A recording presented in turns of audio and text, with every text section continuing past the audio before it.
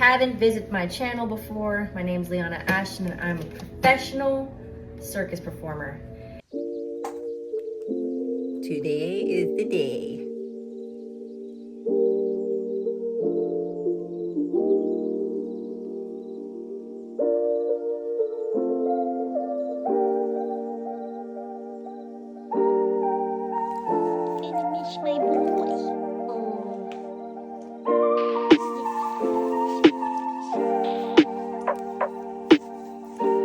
All right, everybody.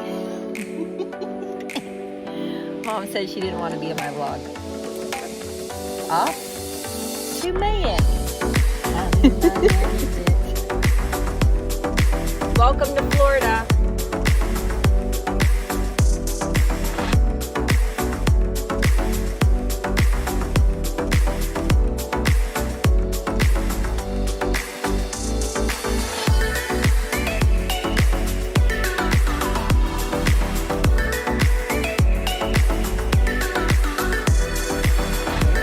Made it through.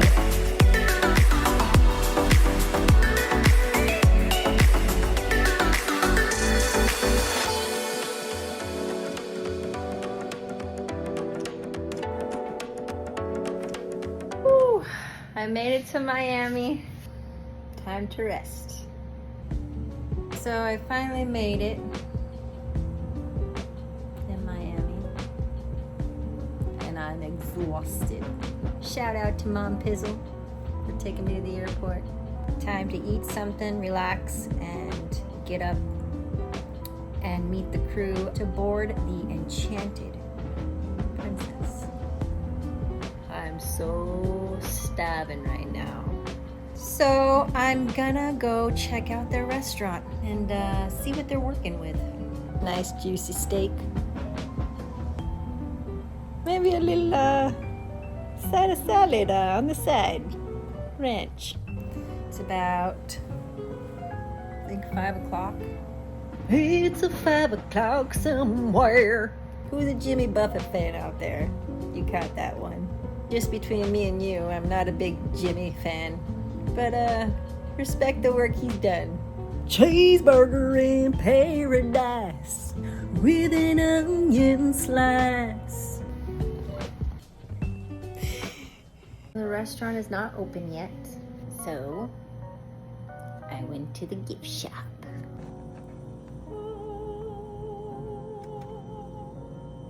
You know that flaun's gonna be good. Oh yeah. Definitely look forward to my dessert. It's getting friggin' ridiculous though, wherever you go. $4 for flan and $6 plus tax for the waters. Like, it's getting crazy. Remember when water was $1? I remember when water was like 50 cents. Cray cray. Inflation is real. Last time I ate today was 12 o'clock. I'm getting hangry. People just don't believe how much I eat until they sit down with me and they're like, oh my gosh, like, how do you even eat like that? Where do you put it? Usually when I'm with other people, like, I order half because I get embarrassed, but normally I can eat like a 300-pound trucker. My mom makes fun of me all the time. My son's father used to call me a clown car. Can you tell I'm tired?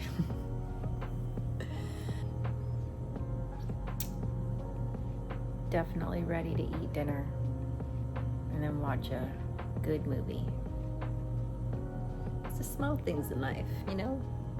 So I bought these microphones, these little mini microphones on TikTok. And I frigging forgot them. Of course, right? The time I plan to do a travel vlog, I forget my mini mics. Oh well, you guys are just gonna have to deal with it. I'm no superstar, okay? Just making history.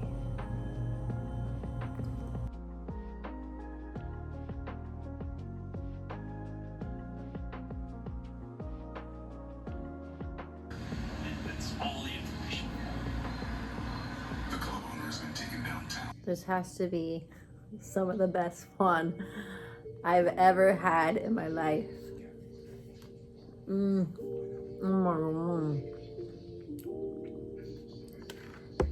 It's like heaven. Oh my god, it's so good. Homemade too.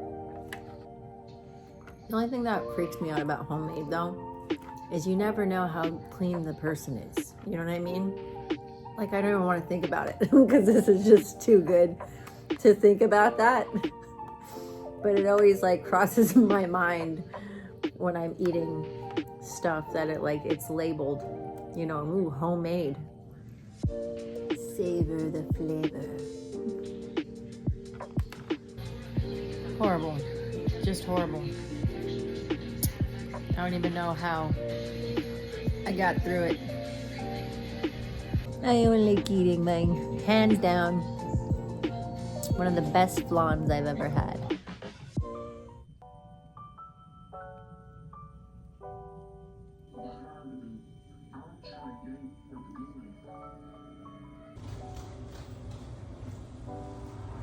So I woke up at 6 for nothing, I guess. My name was not on the crew bus list, so I guess I'm gonna have to wait until around 11 to board today.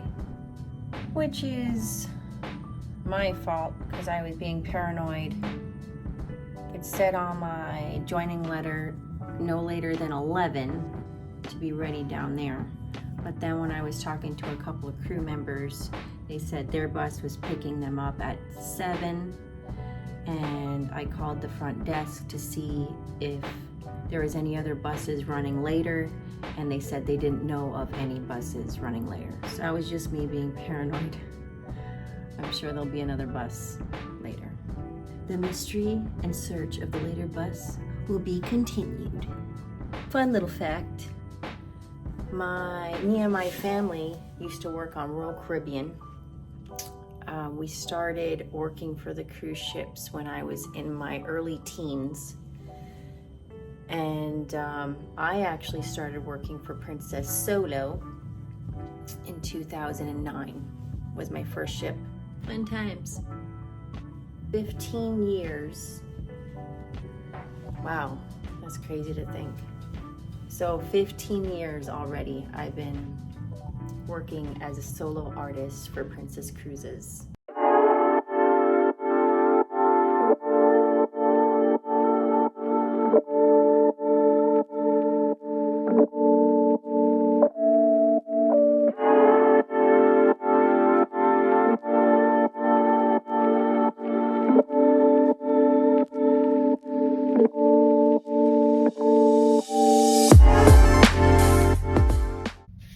Rise and shine. Today is the day, everybody. I have 2 shows and I'm ready. Oh yeah, I'm bringing the heat tonight. So I'm off to go get my favorite vanilla latte in the Piazza because they have a coffee shop there. And after that, I'm gonna go into one of the storage rooms on the side to start putting my props together and getting ready to perform today. 2 shows tonight, 8:15 and 10:15, and then tomorrow we will be in Cozumel. I have another 2 shows at the same time, and then Belize, and I have another 2 shows that night as well. Then the following day, I fly out of Rotan, Honduras. Look at this gorgeous view. I have 2.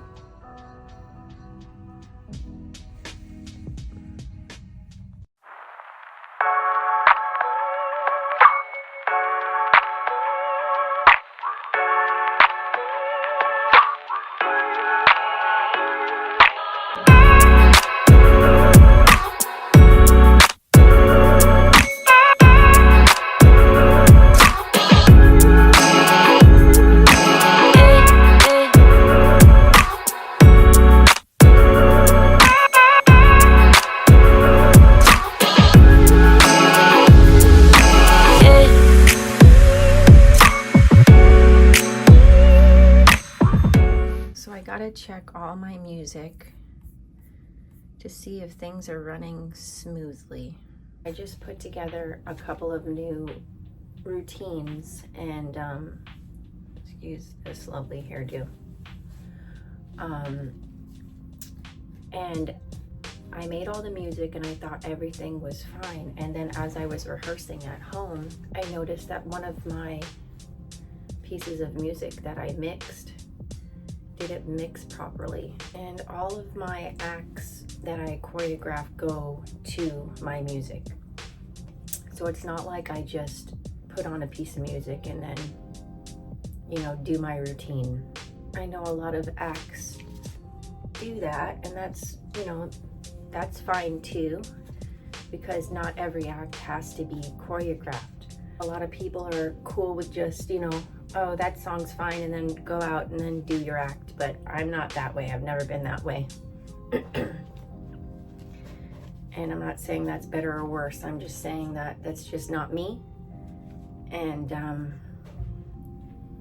I actually love to create my acts. I really get into it, and I have fun editing my music and all my ideas that come in my head, and I try to make those come to life on stage. I'm very thankful to have my cousin to make me costumes for all of my themes. My cousin is amazing costume maker and artist, and I'm very grateful that she's willing to,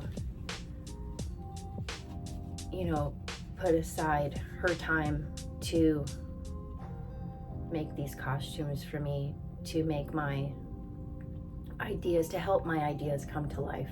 She has a very busy schedule with all the things her and her husband do in the entertainment business, and she still finds the time to make me costumes. A lot of the times I don't even ask her to help me. She just surprises me with these beautiful costumes. Or I'll just show up at her house and she'll be like, here. And I'm like, what the, like, she's amazing.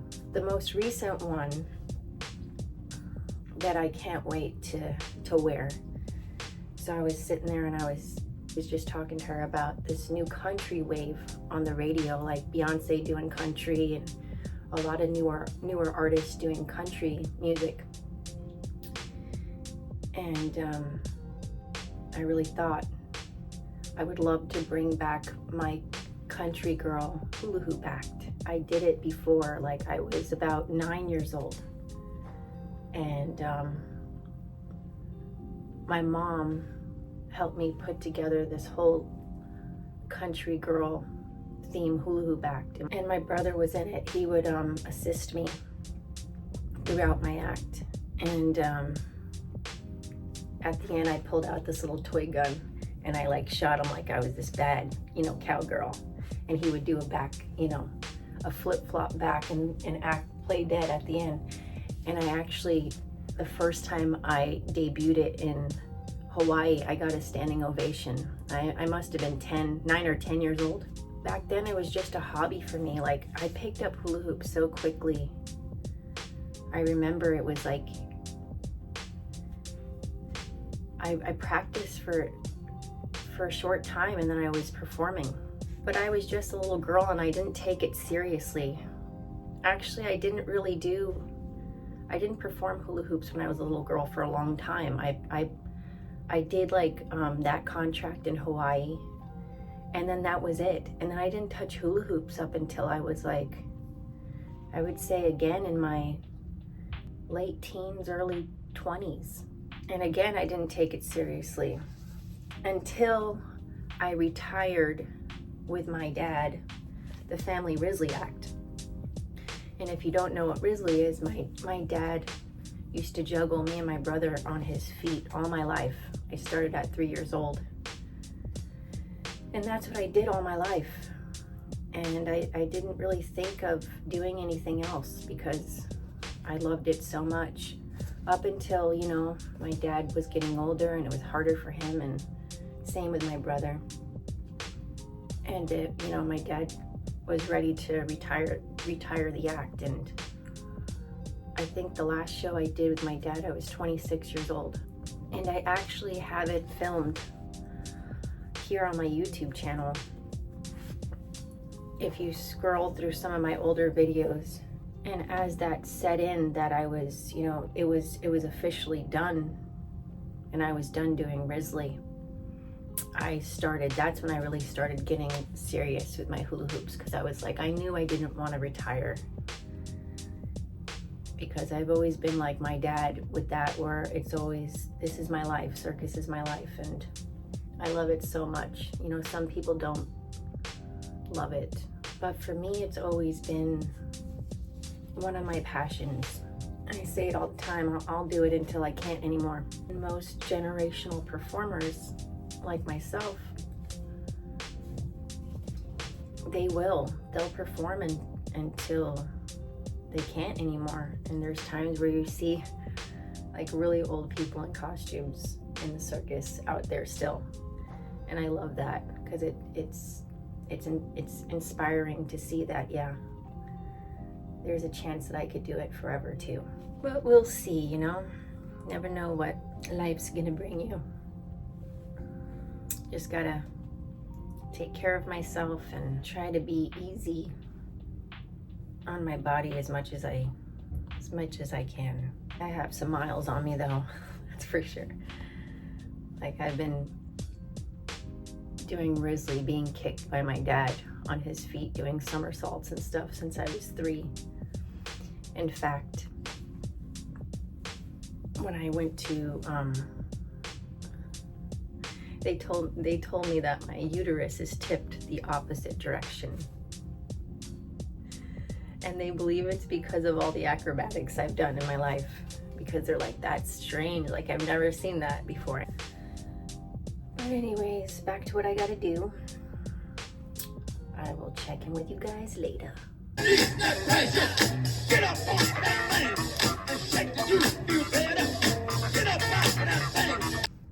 One of my favorite sets ever that I choreographed. I get so excited. I get so excited to perform it. And tonight's gonna be the night. I have 2 shows. Let's go.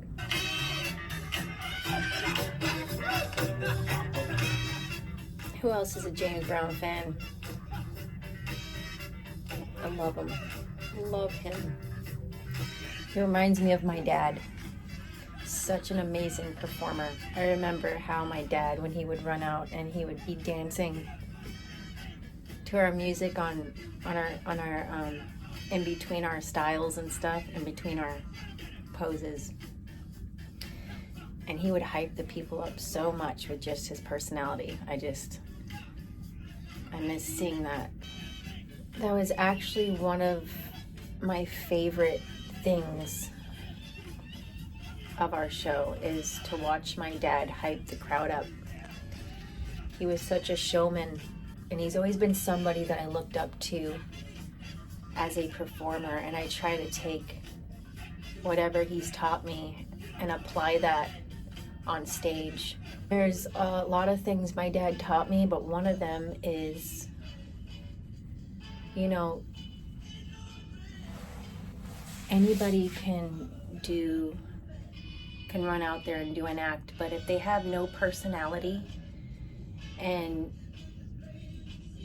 you're not engaging with the audience and getting them into your show when you're performing, it's not gonna have the same result. There's so many acts that I've seen that are amazing, like they do such hard tricks, but they have no personality.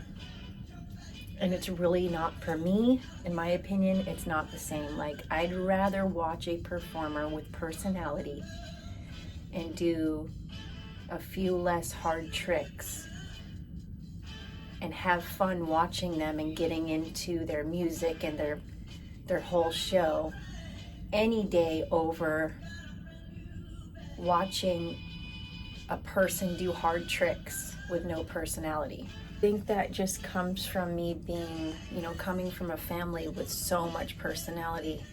And even though they still did hard and amazing tricks, they still had fun on stage. It's the energy that you bring on stage that's gonna make the difference. I truly believe in that.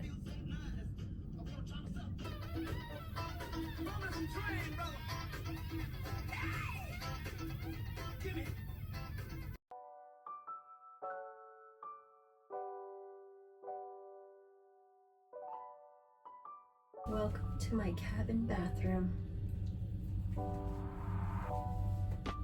I just came back from the buffet.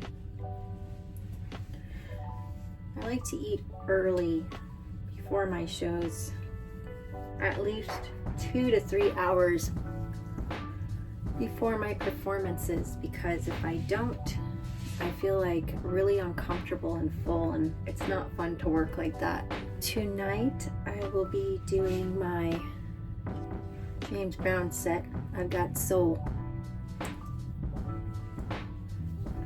and it's one of my favorites that I've created and choreographed. I've always been really good about picking out music that I know people are going to move to and have fun watching me perform to. To me, music is key. Music is so important. It could bring energy up or down. I also edit all my music. And in the past, people have asked me who does my music, who, puts all my music together. And they're always very surprised when I say me. But not a lot of people know that I'm a musician, singer. When I'm not doing my circus gigs or my cruise ship gigs, I usually sing in a band at home. So with saying that, that's why I have such a very good ear for good music, I think, and I also love all kinds of music. I'm not just set in the new age. Tonight I'll be putting on a lot of like purples and pinks because my costume has a lot of those colors in it.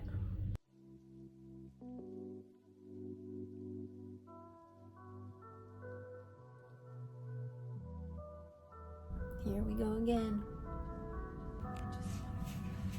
So one of the things that not a lot of people know about performing in the Piazza is that you have like nowhere to practice or rehearse before the show.